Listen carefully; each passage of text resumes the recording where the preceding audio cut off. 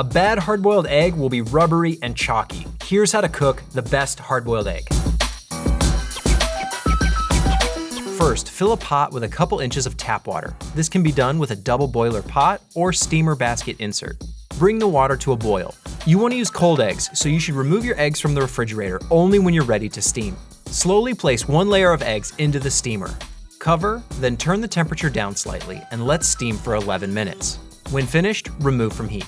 Using a large spoon, transfer the eggs into a bowl of ice water and let them sit submerged until the eggs are completely cooled. This ice bath shocks the eggs and helps the eggs keep their round shape.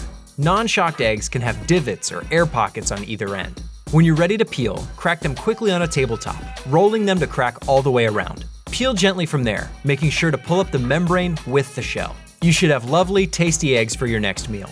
Steaming is just as easy as direct boiling, but results in a much more tender and balanced egg. With this method, you will enjoy better texture and taste from a gentler cooking process.